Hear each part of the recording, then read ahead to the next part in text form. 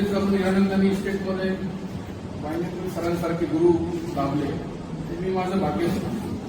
कारण निस्वार्थ सेवा जी गुणाकडून होऊ शकते ते गुरुकडूनच होऊ शकते. आणि आपल्या सगळ्यांच्या आयुष्यात मुलाचा त्यांनी बदल घडवला, एक आनंदी बदल घडवला. पण आपल्या आयुष्याच्या अशा वळणावर जिथे आपल्याला बोलायला लोक कमी आहेत, त्याचे वय 60 नंतर लोकांशी बोलायला किती कमी माणसं असतात, अशा परिस्थितीमध्ये आपल्याला एक गुरु भेटतात, आपल्या स्वास्थ्याची काळजी घेतात, आपल्याला आनंदी राहायला शिकवतात.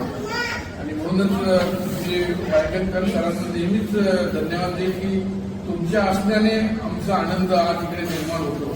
त्याबद्दल तुमचे खूप मनापासून धन्यवाद. गुरु पौर्णिमेच्या आम्हाला भरपूर आशीर्वाद द्या.